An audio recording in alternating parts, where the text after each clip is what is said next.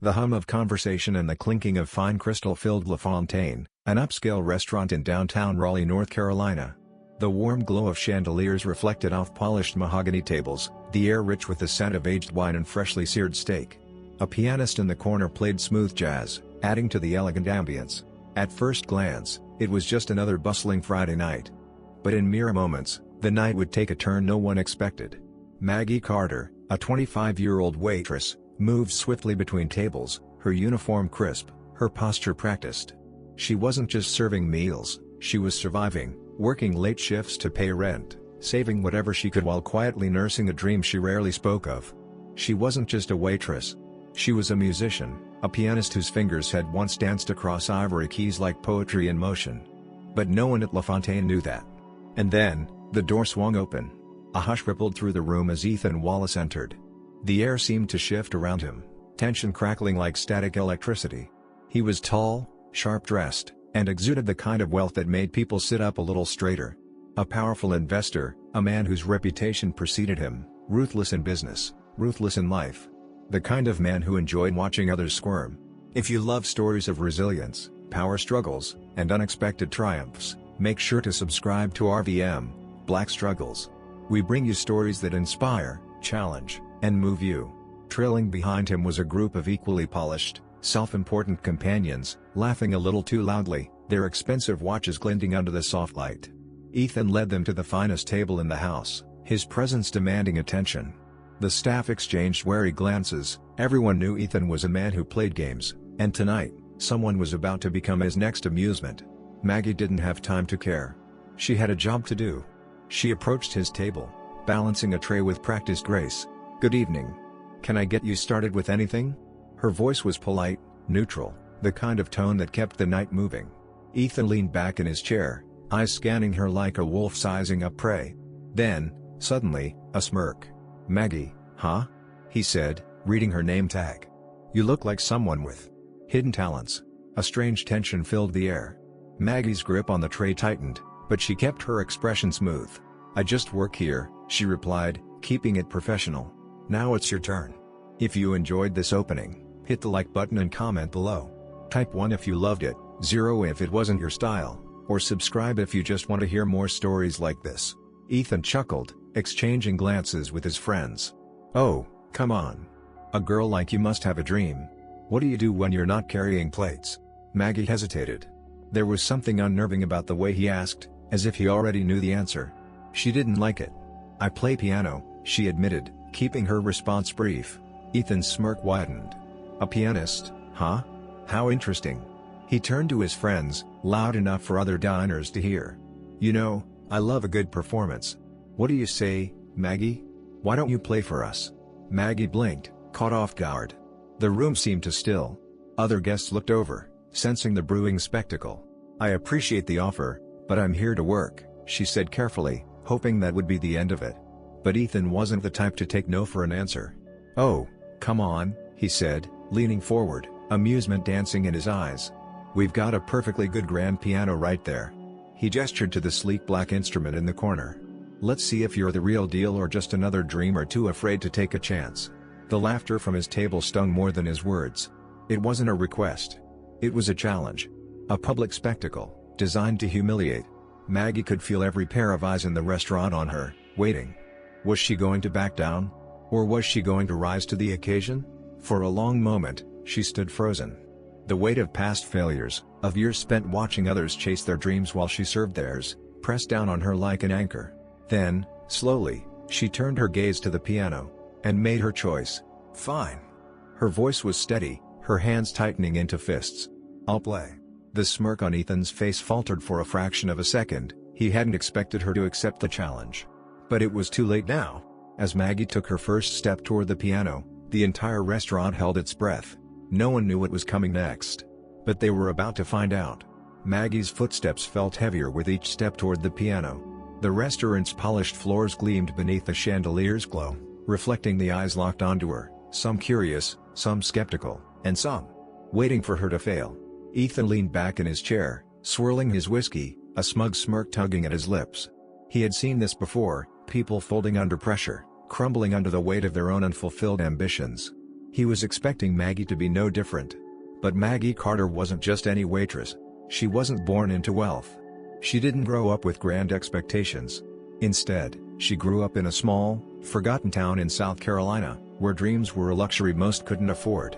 Her mother, Lillian Carter, was a single parent, a nurse who worked exhausting double shifts to put food on the table. Their tiny apartment barely fit their second-hand furniture, and nights were filled with the sound of her mother's weary sighs as she counted out bills, always coming up short. But in the corner of their modest home, tucked beside the flickering TV, sat an old, upright piano, a gift from a neighbor who couldn't keep it anymore. It was slightly out of tune, its ivory keys yellowed with time, but to Maggie, it was the most beautiful thing she had ever seen. While other kids played outside, Maggie sat on that worn bench, her tiny fingers stretching over the keys. She had no teacher, no formal lessons.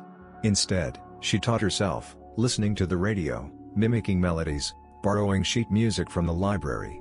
Her mother, exhausted but supportive, would sometimes stop in the doorway, watching her daughter lose herself in the music. "You have a gift, baby," Lillian had whispered one night, placing a gentle hand on Maggie's shoulder. "And one day, the world is gonna hear it." But the world never got that chance. By the time Maggie turned 18, reality hit hard. Her dreams of attending a prestigious music conservatory evaporated as fast as the rejection letters arrived. No scholarships, no money, no way out. With bills piling up and her mother growing weaker from long hours at the hospital, Maggie had no choice.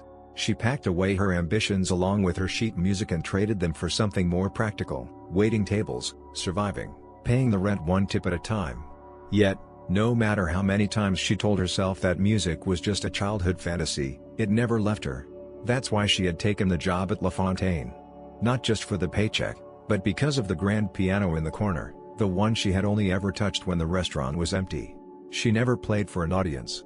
Never played where others could judge her. Because playing meant hope, and hope was dangerous when reality had already crushed you once before. And now, standing here in front of the entire restaurant, with Ethan Wallace watching like a vulture, she felt that fear clawing at her again. What if she failed? What if they laughed? What if she was just a girl with a childhood dream that never should have been? A nervous hush settled over the room.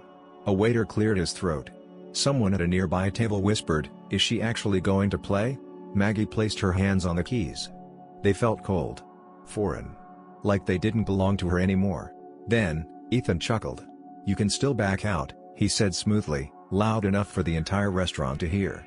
"No shame in admitting you're not as good as you thought." The words struck like a slap. A calculated jab meant to shake her confidence. Maggie closed her eyes. And in the silence of her mind, she heard her mother's voice. "Never let anyone make you feel small, Maggie. You are bigger than they'll ever know."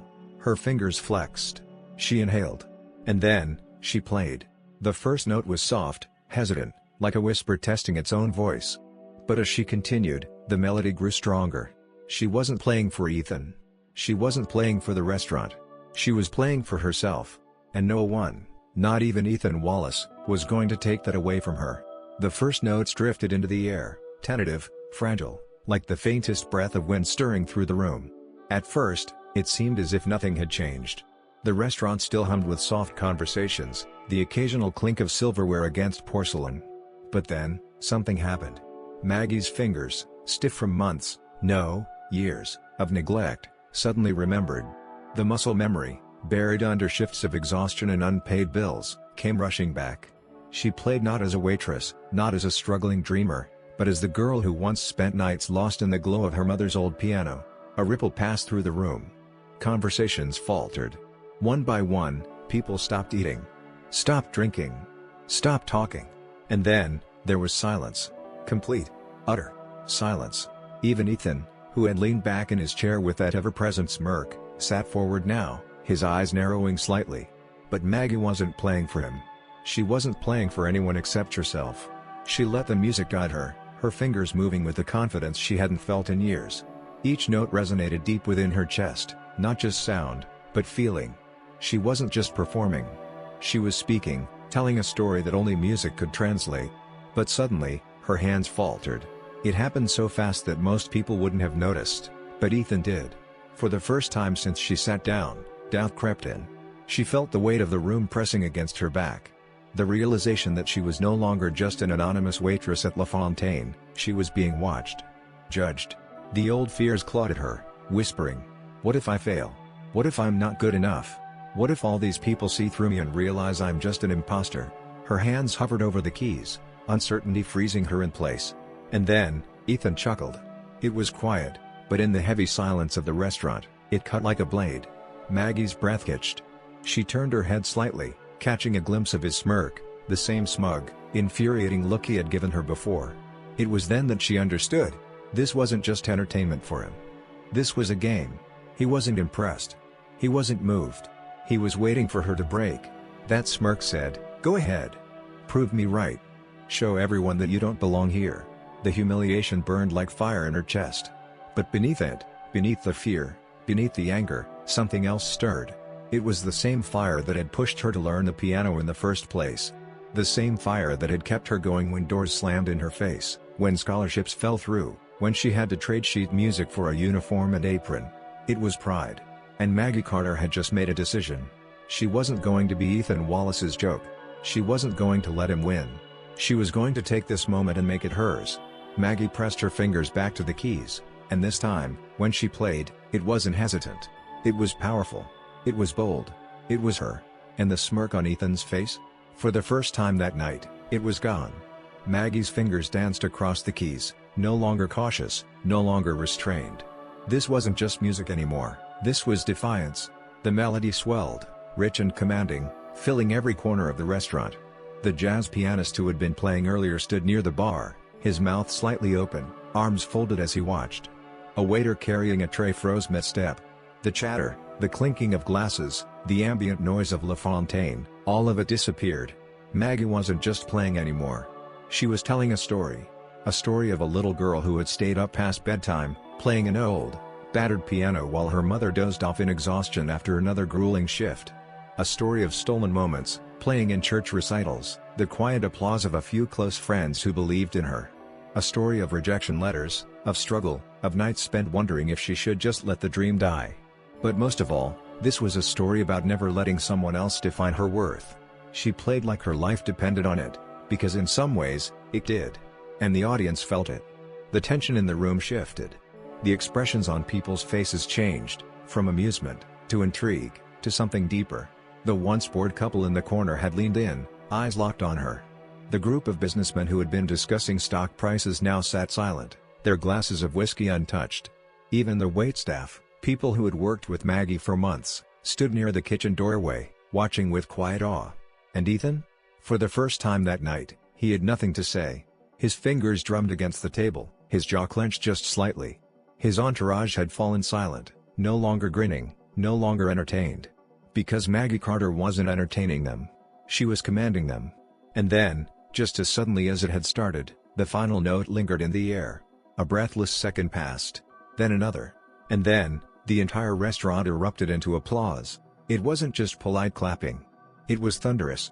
Deafening. A standing ovation that swept through the room like a wave. A woman near the front wiped at her eyes. A man in a tailored suit let out a low whistle. "Unbelievable," someone murmured. Maggie sat there, stunned. For months, years even, she had hidden this part of herself. Convinced herself that the world wouldn't care. That playing in private was enough. But in this moment, with every person in Fontaine clapping, standing, feeling, she realized she had been wrong. She hadn't just played the piano. She had proved, to them, to herself, that she belonged. The applause was still roaring when Maggie slowly turned toward Ethan's table. And there he was, stone-faced, his expression unreadable. His smirk was gone. His arrogant amusement, wiped clean. For the first time that night, Ethan Wallace looked caught off guard. He picked up his glass of whiskey, took a slow sip, and then, he clapped. But it wasn't like the others. His was slow, calculated, almost begrudging. A man who had expected to break someone, only to realize he had just built them up instead. Maggie met his gaze head-on. And for the first time, she saw something flicker behind his eyes. Not pity. Not condescension. Respect. But before she could process it, before she could even breathe, someone stepped forward from the crowd. A man in a sleek navy blue suit, sharp-eyed and assessing. And when he spoke, his words changed everything. "Miss Carter. Have you ever considered recording professionally?" Part 5, A Deal with the Devil. The words hit like a lightning bolt. "Miss Carter. Have you ever considered recording professionally?" Maggie's breath caught in her throat. She turned to look at the man who had spoken, a tall figure in a sharp navy blue suit, his eyes keen and assessing. His presence carried a quiet authority, the kind of weight that made people listen when he spoke. Ethan's table had fallen into an eerie silence. His entourage, who had spent the entire night laughing at Maggie's expense, were suddenly no longer laughing. Ethan himself? His jaw tightened. The man extended a hand. Jack Morgan, A&R executive from Silverstone Records, Nashville. And I have to say, I haven't heard something that raw and moving in years. Maggie just stared. A&R executive? Silverstone Records? That wasn't just some random music label. That was one of the biggest names in the industry, a company that had launched multiple Grammy-winning artists. She barely found her voice. I'm not really. Jack chuckled, shaking his head. You are. Trust me. Whatever you're about to say, don't. You've got something, Maggie. And I don't throw those words around lightly. Maggie's heart pounded. This couldn't be real. She had spent years working dead-end jobs, struggling to make rent, convincing herself that playing music was just a fool's dream. And now, in the middle of a Friday night shift at a restaurant, a top industry executive was standing in front of her, offering her a shot. It felt too good to be true. Because it was. Before she could respond, a slow, deliberate clap echoed through the room. Ethan Wallace. He leaned forward, his smirk back in place, but this time, it was different. Sharper. Calculating. Well, he drawled, swirling his whiskey. It seems like we've just witnessed a Cinderella moment. His entourage chuckled uneasily, but there was something off in their laughter. A tension that hadn't been there before. Ethan tilted his head, studying Maggie like a predator watching its prey. But tell me, Mr. Morgan, he said smoothly, eyes never leaving Maggie. Do you usually offer record deals to waitresses in the middle of dinner? The words dripped with condescension. Jack barely reacted. He simply smiled, unfazed. I do when I hear something extraordinary. Ethan let out a soft, amused hum. Interesting. And then, he did something no one expected. He picked up his whiskey, stood from his seat, and walked directly toward them. Maggie tensed. The entire restaurant held its breath. Ethan stopped beside Jack, the two men now standing shoulder to shoulder, both powerful in their own ways. Then, Ethan reached into his pocket, pulled out a business card, and placed it lightly on the piano beside Maggie. Before you sign anything, sweetheart, he murmured, his voice lower now, almost dangerous. Let's talk. Maggie blinked. Talk? Ethan smiled. But this wasn't a smile of amusement. This was the smile of a man who was about to make a move. I happen to own several recording studios, as well as a few independent labels. His gaze flicked toward Jack, then back to Maggie.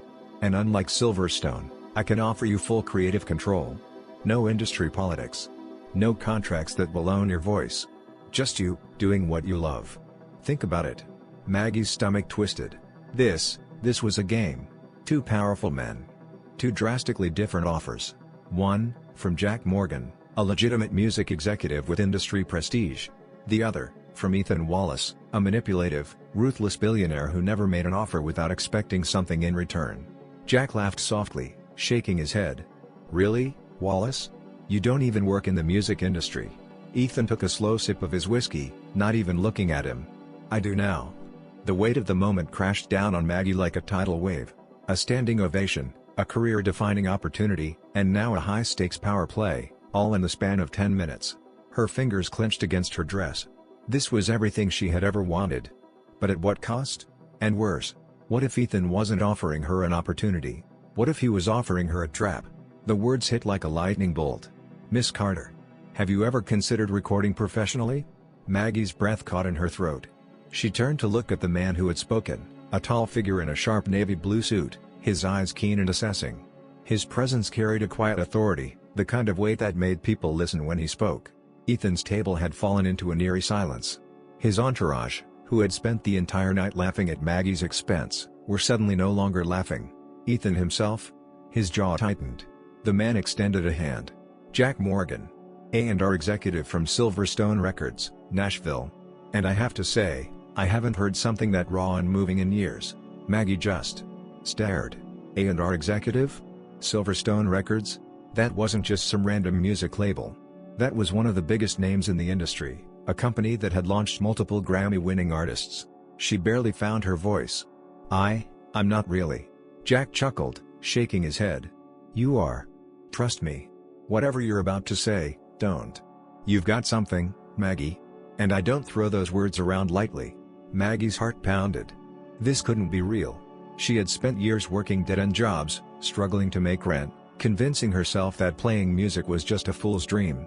And now, in the middle of a Friday night shift at a restaurant, a top industry executive was standing in front of her, offering her a shot. It felt too good to be true. Because it was. Before she could respond, a slow, deliberate clap echoed through the room. Ethan Wallace. He leaned forward, his smirk back in place, but this time, it was different. Sharper. Calculating. Well, he drawled, swirling his whiskey. "It seems like we've just witnessed a Cinderella moment." His entourage chuckled uneasily, but there was something off in their laughter. A tension that hadn't been there before. Ethan tilted his head, studying Maggie like a predator watching its prey. "But tell me, Mr. Morgan," he said smoothly, eyes never leaving Maggie. "Do you usually offer record deals to waitresses in the middle of dinner?" The words dripped with condescension. Jack barely reacted. He simply smiled, unfazed. "I do when I hear something extraordinary." Ethan let out a soft, amused hum. "Interesting." And then, he did something no one expected. He picked up his whiskey, stood from his seat, and walked directly toward them. Maggie tensed. The entire restaurant held its breath. Ethan stopped beside Jack, the two men now standing shoulder to shoulder, both powerful in their own ways. Then, Ethan reached into his pocket, pulled out a business card, and placed it lightly on the piano beside Maggie. "Before you sign anything, sweetheart," he murmured, his voice lower now, almost dangerous. "Let's talk." Maggie blinked. "Talk?" Ethan smiled. But this wasn't a smile of amusement. This was the smile of a man who was about to make a move. "I happen to own several recording studios, as well as a few independent labels." His gaze flicked toward Jack, then back to Maggie. "And unlike Silverstone, I can offer you full creative control. No industry politics. No contracts that will own your voice. Just you, doing what you love. Think about it." Maggie's stomach twisted. This was a game. Two powerful men. Two drastically different offers. One, from Jack Morgan, a legitimate music executive with industry prestige. The other, from Ethan Wallace, a manipulative, ruthless billionaire who never made an offer without expecting something in return. Jack laughed softly, shaking his head. "Really, Wallace? You don't even work in the music industry." Ethan took a slow sip of his whiskey, not even looking at him. "I do now."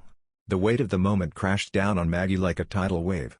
A standing ovation, a career-defining opportunity, and now a high-stakes power play, all in the span of 10 minutes. Her fingers clenched against her dress. This was everything she had ever wanted. But at what cost? And worse, what if Ethan wasn't offering her an opportunity? What if he was offering her a trap? Maggie could feel every single eye in the restaurant on her. This was no longer just about a spontaneous performance. This was a battle, a game being played between two powerful men, Jack Morgan and Ethan Wallace, with her as the prize. Her fingers twitched against her dress. A record deal. A career. A way out. But which door did she walk through? Jack Morgan represented legitimacy, prestige, and a proven path, but also contracts, corporate interference, and a life dictated by the music industry machine. Ethan Wallace? His offer was unsettling. The way he had thrown it out so smoothly, like he had already won, made her stomach twist. Maggie had spent enough time around men like him. She had seen the way they played with people like puppets on strings. And yet, his offer wasn't a bad one. Creative control. No labels breathing down her neck. No contracts forcing her to become something she wasn't. But could she trust him? Jack crossed his arms, his easygoing nature now edged with sharpness. "Miss Carter, let me give you some advice. Be careful when a man like Ethan Wallace suddenly takes an interest in your future." Ethan chuckled, taking another slow sip of his whiskey. "Ah, Jack. You act like I'm some kind of villain."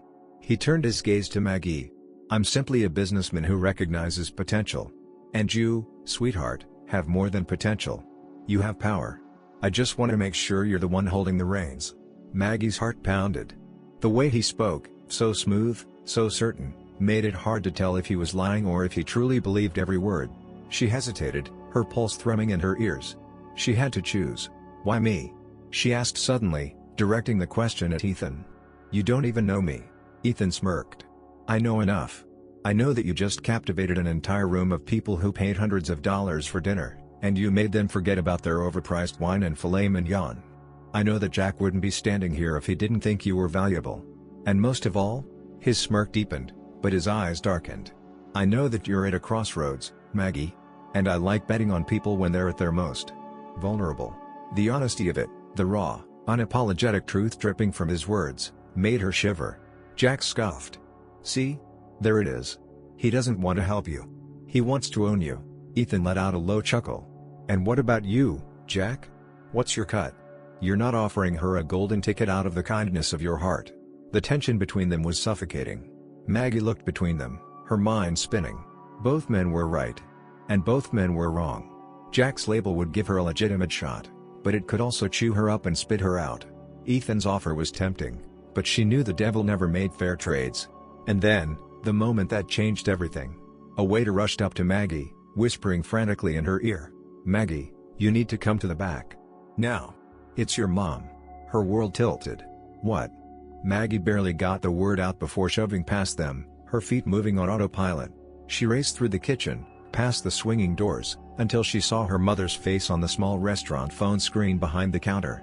Lillian Carter sounded weak. "Maggie, baby." Her mother's voice was strained. "I didn't want to call while you were working, but..." She hesitated, breathing heavily. I don't feel right. Something's wrong." Maggie's stomach dropped. Her mother was tough. Too tough. She never admitted when something was wrong. "Mom, I'm coming home." Maggie's voice shook. "No, don't." But she was already untying her apron, shoving through the kitchen. Her mind was no longer on Jack. Or Ethan. Or record deals. All that mattered now was getting to her mother. But before she could rush out the front door, Ethan Wallace stepped into her path. "Maggie," he said smoothly, his eyes flicking to her shaking hands. "I can help." She froze. "What?" He tilted his head slightly. "Your mother. I know you don't have the money for medical bills if she needs serious treatment. I also know she's been struggling since she left the hospital job." Maggie's stomach twisted. How did he know that? Ethan's voice lowered, calm, controlled. "Sign with me, and I'll make sure your mother gets the best care available. No waiting lists. No second-rate doctors. Just sign, and I'll take care of everything." Maggie's hands clenched into fists. She wanted to scream. This wasn't just a business deal anymore. This was personal. And the worst part? Ethan Wallace knew exactly what he was doing. Maggie's breath came fast and shallow. Her mother's voice still echoed in her mind, weak, afraid, needing her. And now, standing in front of her, was Ethan Wallace, offering a deal she couldn't afford to ignore. Her mother needed medical help. Maggie had no savings, no insurance, no safety net. Ethan was right, she wouldn't be able to afford private health care. The bills would bury them before her mother even got the treatment she needed. Her hands shook at her sides. This wasn't a business decision anymore. This was survival. Behind Ethan, Jack Morgan stood with his arms crossed, watching like a man who had seen this play out before. "Don't do this," Jack warned, his voice firm. "Men like Ethan don't give without taking 10 times more in return." Ethan chuckled. "Men like me? Jack, you work for a record label that locks artists into contracts that own their souls for life. Don't pretend you're the good guy here." Jack stepped forward, his expression dark. "At least I don't dangle people's dying family members in front of them to get what I want." Ethan's smile didn't even flicker. Maggie's heart pounded in her ears. This was a trap. She knew it. But what choice did she have? She exhaled, looking Ethan right in the eyes. "Put it in writing." Jack whipped his head toward her. "Maggie." Ethan, on the other hand, smiled like he had just won a game of chess. "Smart girl." He reached into his inner jacket pocket and pulled out a folded contract, crisp and ready. Maggie's stomach twisted. He had planned this. From the start. Her hands trembled as she took the papers. Her mother. Her music. Her entire future. All laid out in ink. She barely noticed Jack stepping closer, his voice urgent. "Maggie, listen to me. If you sign that, you don't just work for him, you belong to him." Ethan raised a brow. "Such dramatic language, Jack. I prefer to think of it as an opportunity." Maggie's grip tightened on the pen. Her chest burned with anger, with fear, with the weight of every dream she'd ever had. And then, just as she brought the pen to the paper, a voice cut through the moment like a blade. "Stop." The entire room turned. Standing in the doorway of the restaurant, pale, breathless, Gripping the doorframe for support was her mother, Lillian Carter. Maggie's breath caught. "Mom?" Lillian's legs shook beneath her. She looked exhausted, as if just making it here had drained what little strength she had left. But her eyes were blazing. "Don't you dare." Maggie's hands went numb. Lillian stumbled forward, and Maggie rushed to catch her. "Mom, what are you doing here? You should be resting." Her mother grabbed her shoulders tight. "I came because I knew what was happening." Her voice was weak, but her grip was strong. "I knew you would try to save me. Even if it meant sacrificing yourself." Tears burned at the edges of Maggie's eyes. "I don't have a choice," she whispered. Lillian's fingers dug into her arms. "Yes. You do." And then she turned, facing Ethan Wallace, the man who thought he held all the cards. And she smiled. "I know men like you, Mr. Wallace." Her voice was quiet, but sharp. "You think money gives you power? That you can buy people, own them, control them? But you made one mistake tonight." Ethan's smirk didn't waver. "And what's that?" Lillian lifted her chin. "You underestimated my daughter." And then, before Ethan could react, she reached forward, grabbed the contract from Maggie's hands, and ripped it in half. The restaurant gasped. Maggie froze. Ethan's smile disappeared. "Jack?" He laughed. "Well, that was satisfying." Ethan stared at the torn contract in his hands, his jaw tightening. His mask of amusement was slipping, revealing something underneath: cold, controlled rage. No one had ever told him no. Maggie turned to her mother, her heart pounding. "Mom, what have you done?" Lillian cupped her face, smiling softly. "Saved you from making the biggest mistake of your life." And that's when the final blow landed. Jack reached into his own jacket and pulled out a second contract. "Maggie," he said, handing it to her. "This is a real offer. No games. No manipulation. Just your talent, standing on its own." Maggie's hands shook as she took it. "Ethan?" He laughed. A quiet, slow, dangerous sound. "Well played." His voice was like ice. "I miscalculated." Maggie turned toward him, expecting fury. Instead, he looked entertained. Ethan picked up his whiskey, took a slow sip, and then set it down. "But don't worry, sweetheart." His smirk returned, but now there was something different behind it. "This isn't over." And with that, he turned and strode toward the exit.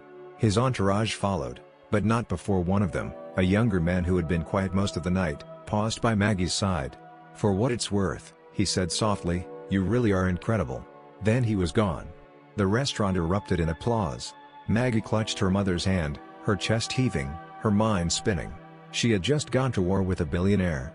And somehow, someway, she had won. But as Ethan Wallace disappeared into the night, one thought clawed at the back of her mind. This wasn't over. Not by a long shot. The applause still rang in Maggie's ears, but her hands trembled as she held the contract Jack had given her. Everything had changed in the span of a single night. She had walked into La Fontaine a waitress, anonymous, overlooked, struggling to keep her dreams alive. She was walking out as something else entirely, a woman who had just faced down one of the most powerful men in the city and walked away victorious.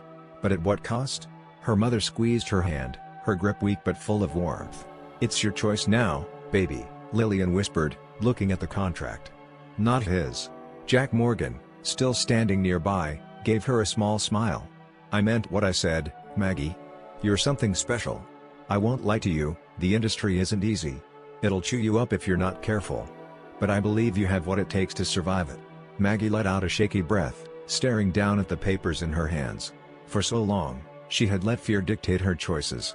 Fear of failure. Fear of dreaming too big. Fear of believing she was meant for something more, only to be proven wrong. But tonight, she had stood up. She had fought back. And she had won. She turned to Jack, her voice stronger than it had been in years. "I'll sign." A murmur of excitement rippled through the restaurant. The waitress turned prodigy had just stepped onto the path of something bigger than anyone had expected. Jack grinned. Smart choice. But even as she signed her name at the bottom of the contract, even as her future shifted before her eyes, something dark lingered in the back of her mind. Ethan Wallace. He had lost tonight. But men like him? They never lost for long. And as she walked out of La Fontaine, arm wrapped around her mother, a new weight settled on her shoulders. She had won the battle. But had she just started a war? Epilogue, a shadow on the horizon. Weeks passed. Maggie's life transformed overnight. Her viral performance at La Fontaine spread across social media like wildfire. Waitress turns restaurant into concert hall. Millionaire mocked her, but she left him speechless. The next great talent discovered in the most unexpected place. Jack had been right. The world was listening now. She packed her bags and flew to Nashville, stepping into a real recording studio for the first time. The dream she had abandoned was suddenly alive again. Her mother, despite her health struggles, smiled brighter than she had in years. Maggie made sure she got the best care possible, refusing to let anything happen to the woman who had sacrificed everything for her. For the first time in her life, Maggie felt free. But freedom always came with a price. One night, as she left the studio, her phone buzzed. A new message from an unknown number. She frowned, unlocking her screen. Unknown: "You're making a name for yourself, sweetheart. I'm impressed." Unknown: "But don't get too comfortable. We're not done yet." Maggie's stomach turned to ice. Ethan. She looked around, but the street was empty. No cameras. No men in suits lurking in the shadows. But she felt him there. Watching. Waiting. A slow, steady breath. She wasn't afraid of him. Not anymore. She typed back, "Maggie, whatever game you're playing, I'm not interested." Unknown: "Oh, Maggie. But you already started playing. And trust me, you're going to love the next round." The message sent a chill through her bones. She clenched her jaw, staring at the glowing screen. Ethan Wallace may have lost once, but he was far from finished. Maggie had fought for her dream. And she had won. But the past never stayed buried. And some ghosts weren't ready to let go. Lessons from Maggie's story: standing your ground in a ruthless world. Maggie's journey isn't just a story, it's a reflection of real life. Every day, people like her are faced with choices that can shape their future. Do you take the safe route or risk everything for a dream? Do you let powerful people manipulate you, or do you fight back? In today's world, success often comes with hidden costs. Whether in business, entertainment, or personal relationships, there will always be people like Ethan Wallace, charming, powerful, and willing to exploit your vulnerabilities. They'll dangle opportunities in front of you, make it seem like they're doing you a favor. But true power isn't about who offers you a deal, it's about who controls the terms. Maggie's story teaches us: know your worth. Don't let anyone make you feel small. Stay true to yourself. Success that costs your integrity isn't worth it. Not all opportunities are good ones. Some are traps in disguise. Stand up for what you believe in. Even when the odds are against you.